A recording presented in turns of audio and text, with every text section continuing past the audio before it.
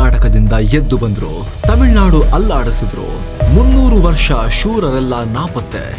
ಇದು ಕಲಬ್ರರ ಭಯಾನಕ ಸ್ಟೋರಿ. ಸ್ನೇಹಿತರೆ, ಕೋಟೆ ಕಟ್ಟಿ ಮೆರೆದವರೆಲ್ಲ ಏನಾದ್ರು ಮಣ್ಣಾದ್ರು. ಇದು ಡಾಕ್ಟರ್ ರಾಜ್ಕುಮಾರ್ ಅವರ ಬಹದ್ದೂರ್ ಗಂಡು ಸಿನಿಮಾದ ಹಾಡು. ಇದರ ಅರ್ಥ ಏನ್ ಗೊತ್ತಾ? ಇಷ್ಟೇ, ನೀನು ವೀರ ಆಗು, ಶೂರ ಆಗು, ಅಥವಾ ಎಷ್ಟೇ ದೊಡ್ಡ ಸಾಮ್ರಾಟನೇ ಆಗು, ಕಡೆಗೆ ವಿಧಿ ಹೊಡೆತಕ್ಕೆ ಬಗ್ಲೇಬೇಕು ಅಂತ, ಸಾಯಲೇಬೇಕು ಅಂತ. ಈಗ ನಾವು ಹೇಳಕ್ ಹೊರಟಿರೋ ಸ್ಟೋರಿ ಕೂಡ ಇದೇ ತರ. ಭಾರತದ ಇತಿಹಾಸ ಅಂದ್ರೆ ನಾವೆಲ್ಲ ಮೌರ್ಯರು, ಗುಪ್ತರು, ಮೊಘಲರು ಅಂತ ಅಷ್ಟೇ ಹೇಳ್ತೀವಿ. ಸೌತ್ಗೆ ಬಂದರೆ ಚೋಳ, ಪಾಂಡ್ಯ, ಚಾಲುಕ್ಯ, ವಿಜಯನಗರ ಸಾಮ್ರಾಜ್ಯ ಅಂತೆಲ್ಲ ನಾವು ಚರ್ಚೆ ಮಾಡ್ತೀವಲ್ವಾ. ಆದರೆ ನಿಮ್ಗೆ ಗೊತ್ತಾ, ದಕ್ಷಿಣ ಭಾರತದ ಇತಿಹಾಸದಲ್ಲಿ ಸುಮಾರು 300 ವರ್ಷಗಳ ಒಂದು ಸುದೀರ್ಘ ಗ್ಯಾಪ್ ಇತ್ತು. ಆ ಕಾಲಘಟ್ಟವನ್ನು ಇತಿಹಾಸಕಾರರು ಕತ್ತಲ ಯುಗ ಅಥವಾ ಡಾರ್ಕ್ ಏಜ್ ಅಂತ ಕರೆದ್ರು. ಅಲ್ಲಿ ಕೋಟೆ ಕಟ್ಟಿದ ವೀರರೆಲ್ಲ ಮಣ್ಣಾಗಿ ಹೋಗಿದ್ರು. ಚೋಳ, ಚೇರ, ಪಾಂಡ್ಯರು ತೆರೆಮರೆಗೆ ಸರಿದಿದ್ರು. ಇಂಟ್ರೆಸ್ಟಿಂಗ್ ವಿಚಾರ ಅಂದರೆ ಎಲ್ಲರನ್ನ ಬಗ್ಗು ಬಡಿದಿದ್ದು ಒಬ್ಬ ರಾಜ ಮನೆತನದವರು. ಅವರೇ ಕಲಬ್ರರು. ತುಂಬ ಜನ ಈ ಹೆಸರನ್ನು ಕೂಡ ಫಸ್ಟ್ ಟೈಮ್ ಕೇಳ್ತಿರ್ಬೋದು. ಆದರೆ ದಕ್ಷಿಣ ಭಾರತದ ಇತಿಹಾಸದಲ್ಲಿ ಇವ್ರದ್ದು ಅಚ್ಚಳಿಯದ ಪಾತ್ರ ಇದೆ. ಇವ್ರನ್ನ ಬಿಟ್ಟು ಮುಂದಕ್ಕೆ ಹೋಗೋಕ್ಕಾಗಲ್ಲ. ಇವರ ಹೋರಾಟ, ಇವರ ಹಿನ್ನೆಲೆ ಯಾವ ಸಿನಿಮಾಗೂ ಕಮ್ಮಿ ಇಲ್ಲ. ಬನ್ನಿ ನೋಡ್ತಾ ಹೋಗೋಣ. ಯಾರು ಇವರು ಕಲಬ್ರರು, ಕನ್ನಡಿಗರ, ಇವ್ರ ಕಾಲವನ್ನು ಯಾಕೆ ಕತ್ತಲ ಯುಗ ಅಂತ ಕರೀತಾರೆ, ಎಲ್ಲವನ್ನ ತಿಳ್ಕೊಳ್ಳೋಣ ಇವತ್ತು. ನೀವು ನೋಡ್ತಾ ಇರೋದು ಮಸ್ತ್ ಮಗ ಚಾನಲ್. ಇದು ಇತಿಹಾಸ ದರ್ಶನ ಸರಣಿ. ನಾನು ಅಮರ್ ಪ್ರಸಾದ್.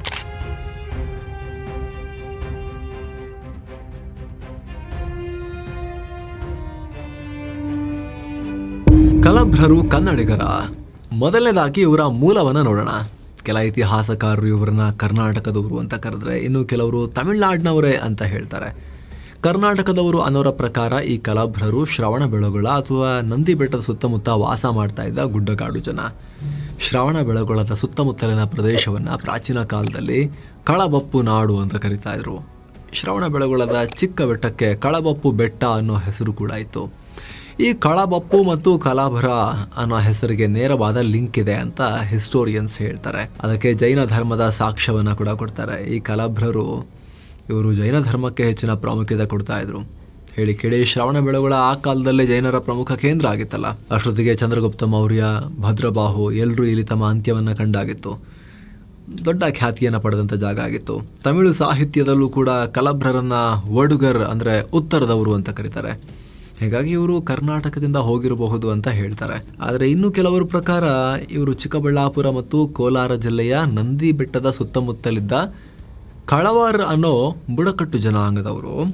ಇವರು ಯುದ್ಧ ಕಲೆನಲ್ಲಿ ನಿಪುಣರಾಗಿದ್ರು ಅಂತಲೂ ಹೇಳ್ತಾರೆ. ಇನ್ನೊಂದಷ್ಟು ಜನ ಇವರು ತಿರುಪತಿ ಅಥವಾ ತಿರುವೆಂಕಟದ ಬೆಟ್ಟಗಳ ಸಾಲಿನಲ್ಲಿ ವಾಸವಾಗಿದ್ದ ಕಳವಾರ್ ಬುಡಕಟ್ಟು ಜನಾಂಗದವರು ಇರ್ಬೋದು ಅನ್ನೋ ಥಿಯರಿಗಳನ್ನ ಕೂಡ ಮುಂದಿಡ್ತಾರೆ.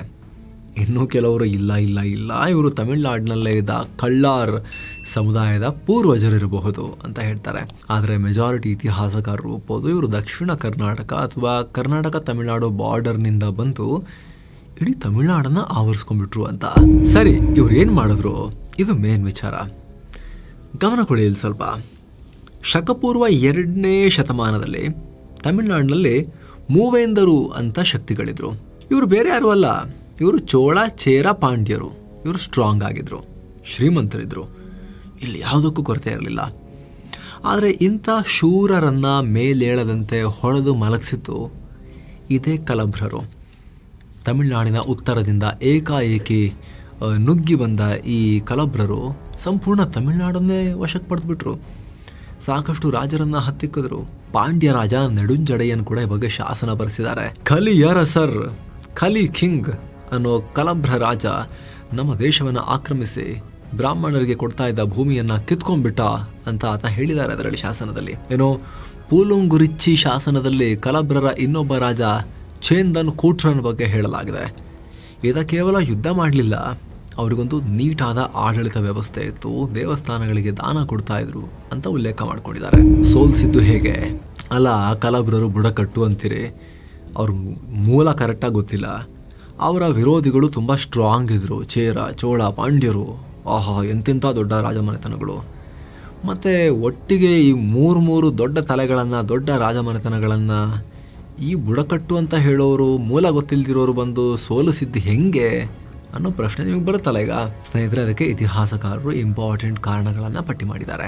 ಮುಖ್ಯವಾಗಿ ನಿಜ ಅವರೆಲ್ಲ ಸ್ಟ್ರಾಂಗ್ ಇದ್ರು, ಆದರೆ ಕೋಟೆ ಕಟ್ಟದವರೆಲ್ಲ ಅಲ್ಲೇ ಪರ್ಮನೆಂಟ್ ಆಗಿ ಗೂಟ ಹಾಕೊಂಡು ನಿಂತಿರೋಕ್ಕಾಗಲ್ಲ. ಗೂಟ ಹಾಕಿದ್ರೂ ಕೂಡ ನಿಧಾನಕ್ಕೆ ಅದೆಲ್ಲ ವೀಕ್ ಆಗಿ ಗೂಟ ಗೆದ್ದಲು ಹಿಡಿದು ಉದುರೋಕೆ ಶುರುವಾಗುತ್ತಲ್ವ. ಸಮಸ್ಯೆಗಳು ಬರ್ತಾವಲ್ಲ ಒಂದೊಂದೇ ಕಾಲಘಟ್ಟದಲ್ಲಿ. ಹಾಗೆ ಇಲ್ಲೂ ಕೂಡ ಇವ್ರಿಗೂ ಬಂತು. ಮೊದಲನೇದು ಆಂತರಿಕ ಕಚ್ಚಾಟ. ಅವತ್ತಿಗೆ ಈ 3 ಜನ ಚೇರ ಚೋಳ ಪಾಂಡ್ಯರು ತಮ್ಮಲ್ಲೇ ಕಚ್ಚಾಡಿ ಸುಸ್ತಾಗಿದ್ರು. ದಿನಬೆಳಗಾದ್ರೆ ಒಬ್ಬರ ಮೇಲೊಬ್ರು ಮಸರತ್ತು ಮಾಡೋದು, ಯುದ್ಧ ಮಾಡೋದು. ಇದರ ಪರಿಣಾಮ ಎಲ್ಲರ ಖಜಾನೆ ಖಾಲಿಯಾಗಿತ್ತು, ಸೇನೆ ವೀಕ್ ಆಗಿದ್ವು. ಇದನ್ನೇ ಕಾಯ್ತಾ ಇದ್ದ ಕಲಬ್ರರು ಸರಿಯಾದ ಟೈಮ್ ನೋಡಿ ದಾಳಿ ಮಾಡಿಬಿಟ್ರು. ಇದರಿಂದ ದಕ್ಷಿಣದ ರಾಜರುಗಳಿಗೆ ಚೇತರಿಸ್ಕೊಳ್ಳೋಕೆ ಟೈಮೇ ಸಿಗಲಿಲ್ಲ. ಎರಡನೇದು ಇವರ ಯುದ್ಧ ತಂತ್ರ. ಕಲಬ್ರರು ಮೂಲತಃ ಗುಡ್ಡಗಾಡು ಜನ. ಮೈದಾನದಲ್ಲಿ ಯುದ್ಧ ಮಾಡೋದಕ್ಕೂ, ಕಾಡಲ್ಲಿ ಬೆಟ್ಟದಲ್ಲಿ ಯುದ್ಧ ಮಾಡೋದಕ್ಕೂ, ಮೌಂಟೇನ್ ವಾರ್ಫೇರ್, ಜಂಗಲ್ ವಾರ್ಫೇರ್ಗೂ ವ್ಯತ್ಯಾಸ ಇದೆಯಲ್ಲ. ಕಲಬ್ರರಿಗೆ ಕಡಿದಾದ ದಾರಿಗಳು, ಅಡಗಿ ಕುತ್ಕೊಂಡು ಹೊಡೆಯೋ ಗೆರಿಲ್ಲಾ ವಾರ್ಫೇರ್ ಚೆನ್ನಾಗಿ ಗೊತ್ತಿತ್ತು. ಸಾಂಪ್ರದಾಯಿಕ ಯುದ್ಧ ಮಾಡ್ತಾ ಇದ್ದ ಚೋಳ ಪಾಂಡ್ಯರಿಗೆ ಈ ರೀತಿ ದಿಢೀರಂತ ನುಗ್ಗಿ ಹೊಡೆಯುವ ಕಲಬ್ರರ ವೇಗವನ್ನ ತಡ್ಕೊಳಕ್ಕಾಗ್ಲಿಲ್ಲ. ಸರ್ಜಿಕಲ್ ಸ್ಟ್ರೈಕ್ ಮಾಡ್ದಂಗೆ ಮಾಡ್ತಾ ಇದ್ರು ಕಲಬ್ರರು. ಎಲ್ಲಕ್ಕಿಂತ ಮುಖ್ಯವಾಗಿ ಇವರ ಬಳಿ ಆನೆಗಳು ಜಾಸ್ತಿ ಇದ್ವು. ಆನೆಗಳು ಅಂದ್ರೆ ಇವತ್ತಿನ ಯುದ್ಧ ಟ್ಯಾಂಕ್ಗಳ ಹಾಗೆ ಸ್ನೇಹಿತರೆ. ಕಲಬ್ರರು ಕಾಡಿನ ಜನ ಆಗಿದ್ರಿಂದ ಆನೆಗಳನ್ನ ಚೆನ್ನಾಗಿ ಪಳಗಿಸ್ಕೊಂಡು ಸೇನೆನೇ ಮಾಡಿಟ್ಕೊಂಡಿದ್ರು ಆನೆಗಳದು. ಅವರ ಆನೆ ಏರಿ ಬಂದರೆ ಎದುರಾಳಿ ಸೇನೆ ದಿಕ್ಕಾಪಾಲಾಗಿ ಓಡ್ತಾ ಇದ್ವು. ಕಲಬ್ರರ ದೊರೆ ಅಚ್ಯುತ ವಿಕ್ರಾಂತನ ಸೇನೆಯಲ್ಲಿ ಆನೆಗಳ ಸಂಖ್ಯೆ ಜಾಸ್ತಿ ಇತ್ತು. ಜೊತೆಗೆ ಅವತ್ತಿನ ಸಾಮಾಜಿಕ ಪರಿಸ್ಥಿತಿ ಕೂಡ ಅಷ್ಟು ಈಸಿ ಇರಲಿಲ್ಲ. ಆಗಿನ ಚೋಳ ಪಾಂಡ್ಯರ ಆಳ್ವಿಕೆಯಲ್ಲಿ ವೈದಿಕ ಪ್ರಾಬಲ್ಯ ಜಾಸ್ತಿ ಇತ್ತು. ಹಿಂದೂ ಪರಂಪರೆಯಲ್ಲೇ ವೈದಿಕ ವಿಚಾರಗಳನ್ನು ತುಂಬ ಸ್ಟ್ರಿಕ್ಟಾಗೆಲ್ಲ ಫಾಲೋ ಮಾಡೋದೆಲ್ಲ ಮಾಡ್ತಾ ಇದ್ರು ಅವರು ಚೋಳ ಪಾಂಡ್ಯರು. ಕಲಬ್ರರು ಜೈನ ಮತ್ತು ಬೌದ್ಧ ಧರ್ಮವನ್ನು ಬೆಂಬಲಿಸಿದ್ರು. ಈ ಮೂವೆಂದರ ಕಾಲದಲ್ಲಿ, ಚೋಳ ಚೇರ ಪಾಂಡ್ಯರ ಕಾಲದಲ್ಲಿ ಬ್ರಾಹ್ಮಣ ಸಮುದಾಯಕ್ಕೆ ಹೆಚ್ಚಿನ ಭೂಮಿ ಸಿಗ್ತಾ ಇತ್ತು. ಇದರಿಂದ ಸಾಮಾನ್ಯ ರೈತರು, ವ್ಯಾಪಾರಿಗಳು ಸಿಟ್ಟಾದರು. ಇದೆಲ್ಲವನ್ನ ಬಳಸ್ಕೊಂಡ, ಈ ಒಳಗೊಳಗೆ ಇದ್ದಂತಹ ಸೊಸೈಟಿಯ ಸಮಸ್ಯೆಗಳನ್ನು ಬಳಸ್ಕೊಂಡ ಕಲಬ್ರರು ಇಡೀ ಇಂದಿನ ತಮಿಳುನಾಡಿನ ಭೂಭಾಗ ಏನಿದೆ ಸೌತ್ನಲ್ಲಿ, ಅದೆಲ್ಲವನ್ನ ಕಂಟ್ರೋಲಿಗೆ ತಗೊಂಡ್ರು. 300 ವರ್ಷ ಆಳ್ಬಿಟ್ರು. 300 ಇಯರ್ಸ್. ಅಚ್ಯುತ ವಿಕ್ರಾಂತ. ಕಲಬ್ರರ ಬಗ್ಗೆ ಹೇಳುವಾಗ ಈತನ ಬಗ್ಗೆ ಹೇಳದೆ ಮುಂದಕ್ಕೆ ಹೋಗಕ್ಕೆ ಆಗೋದೇ ಇಲ್ಲ. ಕಾರಣ ಕಲಬ್ರ ಸಾಮ್ರಾಜ್ಯದ ಅತ್ಯಂತ ಪವರ್ಫುಲ್ ಮತ್ತು ಏಕೈಕ ಸೂಪರ್ ಸ್ಟಾರ್ ಅಂದ್ರೆ ಅದು ಅಚ್ಯುತ ವಿಕ್ರಾಂತ. ಇವರ ಮೂಲದ ಬಗ್ಗೆ ಸರಿಯಾದ ಮಾಹಿತಿ ಇಲ್ಲ. ಆದ್ರೆ ಕಾವೇರಿ ನದಿಯ ದಡದಲ್ಲಿರೋ ಕಾವೇರಿ ಪಟ್ಟಣಂ ಅಥವಾ ಪಂಪುಹಾರ್ ನಗರವನ್ನ ಇವರು ತಮ್ಮ ರಾಜಧಾನಿಯನ್ನಾಗಿ ಮಾಡಿಕೊಂಡ್ರು. ಅಲ್ಲಿಂದಲೇ ಇಡೀ ತಮಿಳುನಾಡನ್ನ ಕಂಟ್ರೋಲ್ ಮಾಡೋಕ್ ಶುರು ಮಾಡಿದ್ರು. ಇವ್ರನ್ನ ಬೌದ್ಧ ಗ್ರಂಥಗಳಲ್ಲಿ ಅಚ್ಯುತ ಕಳಪ್ಪಾಲನ್ ಅಂತಲೂ ಕರೆದಿದ್ದಾರೆ. ಹುಲಿ, ಮೀನು, ಬಿಲ್ಲುಗಳ ಕೆಳಗೆ ಗೆದ್ದು ಬೀಗಿದ ಅಚ್ಯುತ ವಿಕ್ರಾಂತ.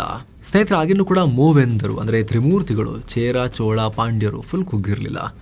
ಕಲಬ್ರರಿಗೂ ಇವರಿಗೂ ಹಾಗೆತನ ಜೋರಾಗೇ ಇತ್ತು. ಆ ಹೊತ್ತಲ್ಲಿ ಅಚ್ಯುತ ವಿಕ್ರಾಂತ ಈ ಮೂವರ ಮೇಲೆ ಯುದ್ಧ ಸಾರಿದ್ರು. ತಮಿಳು ನಾವಲ್ಲರ್ ಚರಿತಾಯ್ ಈ ಬಗ್ಗೆ ವಿಸ್ತೃತವಾಗಿ ಮಾಹಿತಿಯನ್ನು ಕೊಡುತ್ತೆ. ಸಾಮಾನ್ಯವಾಗಿ ಚೋಳರು, ಚೇರರು ಮತ್ತು ಪಾಂಡ್ಯರು ಹಾವು ಮುಂಗ್ಸಿ ರೀತಿ ಕಚ್ಚಾಡ್ತಾ ಇದ್ರು. ಆದರೆ ಅಚ್ಯುತ ವಿಕ್ರಾಂತನ ಆರ್ಭಟ ನೋಡಿ ಅವರಿಗೆಲ್ಲ ಭಯ ಶುರುವಾಯಿತು. ಈತ ನಮ್ಮನ್ನೆಲ್ಲ ಮುಗಿಸ್ಬಿಡ್ತಾನೆ, ನಾವೆಲ್ಲ ಒಂದಾಗಬೇಕು ಅಂತ ತೀರ್ಮಾನ ಮಾಡಿದ್ರು. ಚೋಳರ ಬಲಿಷ್ಠ ಪದಾತಿ ಪಡೆ, ಪಾಂಡ್ಯರ ಅಶ್ವಪಡೆ, ಚೇರರ ಧನುರ್ಧಾರಿಗಳು ಅಚ್ಯುತ ವಿಕ್ರಾಂತನ ವಿರುದ್ಧ ಒಟ್ಟಾಗಿ ಯುದ್ಧ ಸಾರಿದ್ರು. ಆದರೆ ಅಚ್ಯುತ ವಿಕ್ರಾಂತ ಕೂಡ ಸಾಮಾನ್ಯ ವ್ಯಕ್ತಿ ಆಗಿರಲಿಲ್ಲ. ಸಂಖ್ಯೆಗಿಂತ ತಂತ್ರಗಾರಿಕೆಯಲ್ಲಿ ನಂಬಿಕೆ ಇಟ್ಟಿದ್ದ ವ್ಯಕ್ತಿ, ಸ್ಟ್ರಾಟಜಿಸ್ಟ್. ಆತನ ಆನೆಗಳಿಗೆ ವಿಶೇಷ ಟ್ರೈನಿಂಗ್ ಆಗಿತ್ತು. ಅವು ಮದವೇರಿ ಎದುರಾಳಿ ಸೇನೆಯನ್ನು ತುಳ್ಕೊಂಡು ಹೋಗ್ತಾ ಇದ್ವು.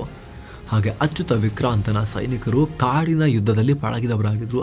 ಆಗಲೇ ಹೇಳಿದ ಹಾಗೆ ನೇರವಾಗಿ ಯುದ್ಧ ಮಾಡೋದಕ್ಕಿಂತ ಸರ್ಪ್ರೈಸ್ ಸರ್ಜಿಕಲ್ ಸ್ಟ್ರೈಕ್ಗಳನ್ನು ಮಾಡ್ತಾ ಇದ್ರು.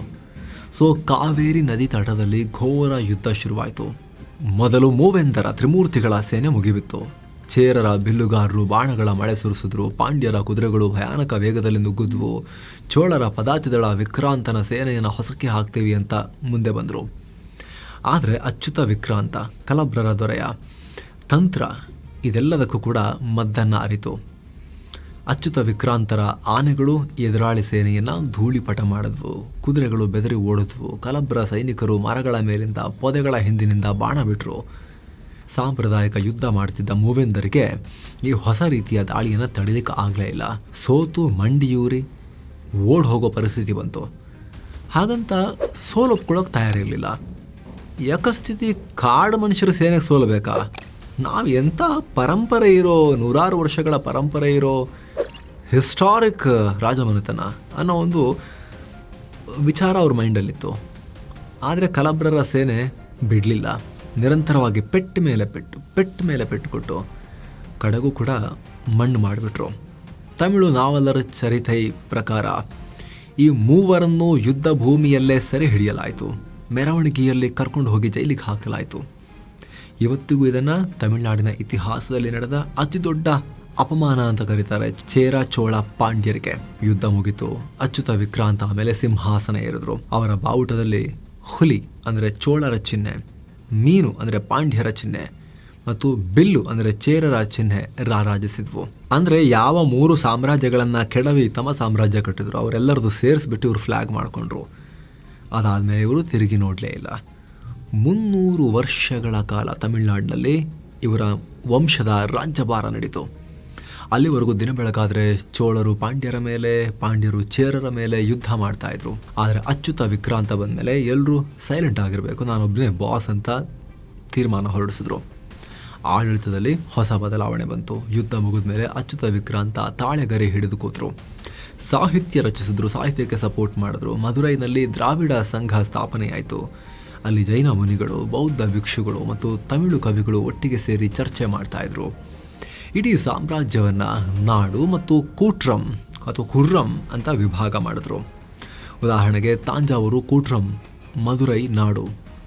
ಹೀಗೆ ಪ್ರತಿಯೊಂದು ಭಾಗಕ್ಕೂ ಒಬ್ಬ ಅಧಿಕಾರಿ ಅಥವಾ ಸಣ್ಣ ರಾಜನನ್ನು, ಆಡಳಿತಗಾರನನ್ನು ನೇಮಕ ಮಾಡಿದ್ರು. ಅಧಿಕಾರವನ್ನು ಒಬ್ಬನೇ ಇಟ್ಕೊಳ್ಳದೆ ಹಂಚಿದ್ರು. ಇದರಿಂದ ಆಡಳಿತ ಚುರುಕಾಯಿತು. ಹಾಗೆ ಅವರು ತಮ್ಮದೇ ಆದ ನಾಣ್ಯಗಳನ್ನು ಮುದ್ರಿಸಿದ್ರು. ಅದರ ಮೇಲೆ ಪ್ರಾಕೃತ ಭಾಷೆಯ ಅಕ್ಷರಗಳು ಮತ್ತು ಬೌದ್ಧ ಜೈನ ಚಿಹ್ನೆಗಳಿದ್ವು. ರೋಮ್ ಮತ್ತು ಚೀನಾ ರಾಷ್ಟ್ರಗಳೊಂದಿಗೆ ವ್ಯಾಪಾರ ನಡೀತಾ ಇತ್ತು. ಕಾವೇರಿ ಪಟ್ಟಣಂ ಒಂದು ದೊಡ್ಡ ಪೋರ್ಟ್ ಸಿಟಿಯಾಗಿ ಬೆಳೆದಿತ್ತು. ಕತ್ತಲ ಯುಗ ಯಾಕೆ? ಸರಿ, ಇಷ್ಟೆಲ್ಲ ದೊಡ್ಡ ಸಾಮ್ರಾಜ್ಯ ಕಟ್ಟಿದ್ರು ಕೂಡ ಅವರ ಪೀರಿಯಡನ್ನು ದುಷ್ಟ ರಾಜರು, ಕಲಿ ಅರಸರು, ಕಲಿಯುಗದ ರಾಜರು ಕತ್ತಲ ಯುಗ ಅಂತ ಯಾಕೆ ಕರೀತಾರೆ ಅವ್ರ ಟೈಮನ್ನು? ಇದಕ್ಕೆ ಮುಖ್ಯ ಕಾರಣ ಧರ್ಮ ಮತ್ತು ಭೂಮಿ.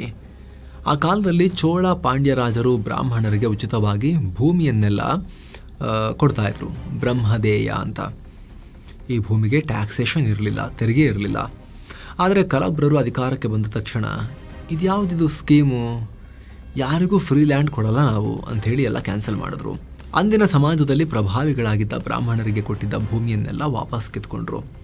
ಕಲಬ್ರರು ಮೂಲತಃ ಜೈನ ಮತ್ತು ಬೌದ್ಧ ಧರ್ಮವನ್ನು ಪಾಲಿಸ್ತಾ ಇದ್ರು. ಅವರಿಗೆ ವೈದಿಕ ಆಚರಣೆಗಳು, ಪರಂಪರೆ, ಯಜ್ಞ ಯಾಗಾದಿಗಳ ಬದಲಿಗೆ ಜೈನ ಮತ್ತು ಬೌದ್ಧ ಧರ್ಮದ ತತ್ವಗಳನ್ನು ಅವರು ಜಾಸ್ತಿ ಇಷ್ಟಪಡ್ತಾ ಇದ್ರು, ಪ್ರಚಾರ ಮಾಡ್ತಾಯಿದ್ರು. ಇದರಿಂದ ಕೆರಳಿದ ಅಂದಿನ ವೈದಿಕ ಮತ್ತು ಪುರೋಹಿತಶಾಹಿ ವರ್ಗ, ಅಂದಿನ ಸೊಸೈಟಿ, ಇವರ ಬಗ್ಗೆ ಬರೆದ ಗ್ರಂಥಗಳಲ್ಲಿ ಇವರು ರಾಕ್ಷಸರು, ಕಲಿಯುಗದ ಕೆಟ್ಟ ರಾಜರು, ದೇವಸ್ಥಾನಗಳನ್ನು ಹಾಳು ಮಾಡಿದ್ರು ಅಂತ ಮೆನ್ಷನ್ ಮಾಡಿದ್ದಾರೆ. ಇದು ಒಂದು ಥಿಯರಿ. ಹಾಗಂತ ಇವರು ಕೆಟ್ಟವರು ಆಗೇ ಇರಲಿಲ್ಲ, ಕೆಟ್ಟ ರಾಜರು ಆಗೇ ಇರಲಿಲ್ಲ ಅಂತಲೂ ಹೇಳೋಕ್ಕಾಗಲ್ಲ. ಇವರು ರಾಕ್ಷಸ ವರ್ತನೆಯನ್ನು ತೋರಿಸಿರಲೂಬಹುದು. ನಮ್ಮ ಹತ್ರ ಫ್ಯಾಕ್ಟ್ ಚೆಕ್ ಮಾಡೋಕ್ಕೆ ಈಗ ಯಾವುದೇ ಆಧಾರ ಇಲ್ಲ. ಆದರೆ ಪೂಲಂಗುರಿಚಿ ಶಾಸನದ ಪ್ರಕಾರ ಇವರು ಕೆಲವು ಹಿಂದೂ ದೇವಸ್ಥಾನಗಳಿಗೂ ದಾನ ಕೊಟ್ಟಿದ್ರು ಅನ್ನೋ ಉಲ್ಲೇಖನೂ ಸಿಗುತ್ತೆ. ಹಾಗಾಗಿ ಮಿಕ್ಸ್ಡ್ ಒಪಿನಿಯನ್ ಇದೆ ಇವ್ರ ಬಗ್ಗೆ. ಹೆಚ್ಚಿನ ಬರಹಗಳಲ್ಲಿ ಇದು ಅತ್ಯಂತ ಕರಾಳ ಯುಗ ಅಂತ ಮೆನ್ಷನ್ ಮಾಡ್ಕೊಂಡ್ಬಿಟ್ಟಿದ್ದಾರೆ. ಆಮೇಲೆ ಏನಾಯ್ತು ಅಂತ ನೋಡೋಣ, ಟೈಮ್ ಟ್ರಾವೆಲ್ ಮಾಡೋಣ. ಅದಕ್ಕಿಂತ ಮುಂಚೆ ಸ್ನೇಹಿತರೆ, ನಿಮಗೆ ಕಾಶಿ, ಅಯೋಧ್ಯೆ, ರಾಮ ಮಂದಿರ ಅಲ್ಲೆಲ್ಲ ಟ್ರಾವೆಲ್ ಮಾಡಿ ಬರಬೇಕು ಅಂತ ಇದ್ದರೆ ಸೈನ್ಸ್ ಟೂರಿಸಮ್ನವರು ಫ್ಲೈಟಲ್ಲಿ ಆಲ್ ಇನ್ಕ್ಲೂಸಿವ್ ಪ್ಯಾಕೇಜ್, ಫುಡ್ ಎಲ್ಲ ಸೇರಿಸಿ, ಟ್ರಾವೆಲ್ ಎಲ್ಲ ಖರ್ಚುಗಳು ಸೇರಿಸಿ ಡೀಟೇಲ್ಸ್ ಇರುತ್ತೆ. ಆಸಕ್ತರು ಕಾಲ್ ಮಾಡಿ ಹೋಗಿ ಬರ್ಬೋದು. ಆಮೇಲೆ ಏನಾಯಿತು, ಯಾವುದೇ ಸಾಮ್ರಾಜ್ಯ ಆದರೂ ಕೂಡ ಅಷ್ಟೇ ಅಲ್ವಾ, ಒಳ್ಳೆ ಆಡಳಿತಗಾರ ಇರೋ ತನಕ ಇರುತ್ತೆ. ಆಮೇಲೆ ಬೇರೆಯವ್ರಿಗೂ ಟೈಮ್ ಬರುತ್ತೆ, ಇವರು ಟೈಮ್ ತಿರುಗುತ್ತೆ ಕಾಲಚಕ್ರ. 300 ವರ್ಷ ಆಳಿದ್ರು. ಆಮೇಲೆ ಬರ್ತಾ ಬರ್ತಾ ವೀಕ್ ಆಗ್ತಾ ಬಂದರು. ಅಲ್ಲಿಗೆ ಆ ಕಡೆಯಿಂದ ಪಾಂಡ್ಯರು ಮತ್ತು ಪಲ್ಲವರು ಮತ್ತೆ ಕಾಯ್ತಾ ಇದ್ರು. ಶತಮಾನಗಳ ಕೋಪವನ್ನು ಒಟ್ಟಿಗೆ ಸೇರಿಸಿ 6ನೇ ಶತಮಾನದಲ್ಲಿ ತಿರುಗಿಬಿದ್ರು. ಇಲ್ಲಿ ಇಷ್ಟು ದಿನ ಹಾಗೆ ಬದುಕಿದ್ರ ಅಂತ ಕೇಳಬೇಡಿ. ಈ ತಮಿಳುನಾಡು ರಾಜರ ಸೇಡೆ ಹಾಗೆ. ಅವರು 100 ವರ್ಷಗಳ ಸೇಡನ್ನು ಜೀವಿಸಿದ್ರು ಆಗಿನ ಕಾಲದಲ್ಲಿ. ನಿಮಗೆ ಚೋಳರದು, ಪಾಂಡ್ಯರದು, ಚೇರರದು ಹಿಸ್ಟ್ರಿ ತೆಗೆದು ನೋಡಿ. ನಿಮಗೆ 200 ವರ್ಷ, 100 ವರ್ಷ, 500 ವರ್ಷ ಎಲ್ಲ ಕಂಪ್ಲೀಟ್ ನಾಶ ಆಗಿರೋದು. ಮತ್ತೆ ಯಾರೋ ಒಬ್ಬರು ಬಂದು ಅವ್ರ ವಂಶದವರು ಮತ್ತೆ ರಾಜ್ಯವನ್ನು ಸ್ಥಾಪಿಸಿ ಸಾಮ್ರಾಜ್ಯ ಕಟ್ಟಿ ಮತ್ತೆ ನೋಡ್ರಿ ಮತ್ತೆ ಹುಟ್ಟಿ ಬಂದ್ವಿ ನಾವು ಅಂಥೇಳಿ ಪ್ರೂವ್ ಮಾಡಿ ತೋರಿಸಿದಂತಹ ಇತಿಹಾಸ ಸಿಗುತ್ತೆ. ನಿಮಗೆ ಅದನ್ನು ಹೇಳಿದ್ದೀವಿ ಹಿಂದೆ ನಾವು. ಇಲ್ಲೂ ಕೂಡ ಹಾಗೆ ಆಯಿತು. ಬೂದಿ ಮುಚ್ಚಿದ ಕೆಂಡದಂತಿದ್ದ ಈ ಪಡೆಗಳು ಒಟ್ಟಿಗೆ ಕಲಬ್ರರ ಮೇಲೆ ಮತ್ತೆ ಮುಗಿಬಿದ್ರು. ಇದರ ಪರಿಣಾಮ ಈಗ ಸೋಲುವ ಸರದಿ ಕಲಬ್ರರದಾಗಿತ್ತು. ತಮಿಳುನಾಡು ಮತ್ತೆ ಭಾಗ ಆಯಿತು. ಉತ್ತರದಲ್ಲಿ ಪಲ್ಲವರು, ರಾಜಧಾನಿ ಕಾಂಚೀಪುರಂ, ಪವರ್ಫುಲ್ ಆದರು. ಮಹೇಂದ್ರ ವರ್ಮ ಪಲ್ಲವ ಮತ್ತು ನರಸಿಂಹ ವರ್ಮ ಪಲ್ಲವರ ಕಾಲದಲ್ಲಿ ಇವರು ಸ್ಟ್ರಾಂಗ್ ಆದರು. ದಕ್ಷಿಣದಲ್ಲಿ ಪಾಂಡ್ಯರು, ರಾಜಧಾನಿ ಮಧುರೈ, ಮತ್ತೆ ಹಳೆಯ ವೈಭವಕ್ಕೆ ವಾಪಸ್ ಬಂದರು. ಚೋಳರು ವೀಕ್ ಆಗೇ ಇದ್ರು. ಅವರು ಪಲ್ಲವರು ಮತ್ತು ಪಾಂಡ್ಯರ ಸಾಮಂತರಾಗಿ ಉಳ್ಕೊಂಡ್ರು. ಅವರು ಮತ್ತೆ ಹೀರೋಗಳಾಗಿ ಎದ್ದು ಬರೋಕ್ಕೆ ಯಾರು ಚೋಳರು ಹಾಗಂತ ಮುಗಿಲಿಲ್ಲ, ಮತ್ತೆ ಬಂದರು ಅವರು ಸೂಪರ್ ಸ್ಟಾರ್ಗಳಾಗಿ. ಅದಕ್ಕೆ 300 ವರ್ಷ ಕಾಯಬೇಕಾಯಿತು, ವಿಜಯಾಲಯ ಚೋಳ ಬರೋವರೆಗೂ ಕೂಡ. ಕಲಬ್ರರು ಬ್ರಾಹ್ಮಣರ ಭೂಮಿಯನ್ನು ಕಿತ್ಕೊಂಡಿದ್ರು, ಬ್ರಹ್ಮದೇಯವನ್ನು ಕಿತ್ಕೊಂಡಿದ್ರು ಅಂತ ಹೇಳಿದ್ವಲ್ಲ. ಪಲ್ಲವರು ಮತ್ತು ಪಾಂಡ್ಯರು ಬಂದ ಮೇಲೆ ಅದನ್ನು ವಾಪಸ್ ಕೊಟ್ಟರು. ಹೊಸದಾಗಿ 100 ಹಳ್ಳಿಗಳನ್ನು ದಾನ ಧರ್ಮ ಮಾಡಿದ್ರು, ದೇವಸ್ಥಾನಗಳಿಗೆ ದಾನ ಕೊಟ್ಟರು, ಸಂಸ್ಕೃತ ಭಾಷೆಗೆ ಮತ್ತೆ ರಾಜಮರ್ಯಾದೆ ಕೊಟ್ಟರು. ಕಾಂಚೀಪುರಂ ದೊಡ್ಡ ಯೂನಿವರ್ಸಿಟಿಯಾಗಿ ಬೆಳೀತು. ಇಲ್ಲಿ ಚೋಳರು ಪಾಂಡ್ಯರೇನೋ ಮತ್ತೆ ವಾಪಸ್ ಎದ್ದು ಬಂದರು. ಆದರೆ ಕೇರಳದ ಚೇರರು ಅವರು ದೊಡ್ಡ ಸಾಮ್ರಾಜ್ಯ ಕಟ್ಟಲಿಲ್ಲ.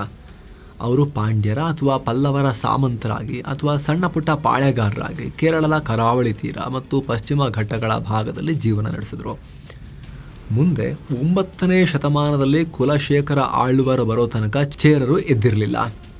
ಹಾಗಿದ್ರೆ ಈ ಚೇರರ ಸ್ಟೋರಿ ಏನು? ಅವ್ರು ಹುಟ್ಟಿದ್ದು ಹೇಗೆ, ಏನು ಮಾಡಿದ್ರು, ಅವರ ಆದಿ ಅಂತ್ಯ ಯಾವ ಥರ ಇತ್ತು, ಅದನ್ನು ಮುಂದಿನ ಎಪಿಸೋಡ್ಗಳಲ್ಲಿ ನಾವು ನೋಡ್ತಾ ಹೋಗೋಣ ಸ್ನೇಹಿತರೆ. ಇತಿಹಾಸ ದರ್ಶನ ಸರಣಿಯನ್ನು ಮಿಸ್ ಇಲ್ಲದೆ ನೋಡಿ, ದಯವಿಟ್ಟು ಬೆಂಬಲಿಸಿ, ಆಸಕ್ತರಿಗೆ ಇದನ್ನು ಶೇರ್ ಮಾಡಿ. ನೆಕ್ಸ್ಟ್ ಎಪಿಸೋಡ್ ಪಬ್ಲಿಷ್ ಆದಾಗ ಅದು ಇಲ್ಲಿ ಬಂದಿರುತ್ತೆ, ಕ್ಲಿಕ್ ಮಾಡೋ ಮೂಲಕ ನೋಡ್ಬೋದು. ಈ ಹಿಂದಿನ ಎಪಿಸೋಡ್ಸ್ ನೀವು ಇಲ್ಲಿ ಚೆಕ್ ಮಾಡ್ಬೋದು. ಸಪ್ರೇಟ್ ಪ್ಲೇ ಲಿಸ್ಟೇ ನಾವು ಮಾಡಿದ್ದೀವಿ ಸ್ನೇಹಿತರೆ, ನೀವು ಅದನ್ನು ಚೆಕ್ ಮಾಡ್ಬೋದು. ವಿಡಿಯೋ ಕೆಳಗಡೆ ಜಾಯಿನ್ ಬಟನ್ ಇದೆ, ಆಸಕ್ತ ವೀಕ್ಷಕರ ಮೇಲೆ ಕ್ಲಿಕ್ ಮಾಡೋ ಮೂಲಕ ಎಲ್ಲ ಮೆಂಬರ್ ಓನ್ಲಿ ವಿಡಿಯೋಸನ್ನು ನೋಡೋ ಮೂಲಕ ನಾಲೆಜ್ ಕಮ್ಯುನಿಟಿಯ ಭಾಗ ಆಗ್ಬೋದು. ಎಲ್ಲಕ್ಕಿಂತ ಹೆಚ್ಚಾಗಿ ನೀವು ನಮ್ಮ ತಂಡದ ಕೆಲಸಕ್ಕೆ ಬೆಂಬಲ ಕೊಟ್ಟಂತೆಯೂ ಆಗುತ್ತೆ. ಆಸಕ್ತರು ಜಾಯಿನ್ ಬಟನ್ ಚೆಕ್ ಮಾಡಿ ಮತ್ತೆ ಭೇಟಿ ಆಗ್ತಿರೋಣ. ನಮಸ್ತೆ.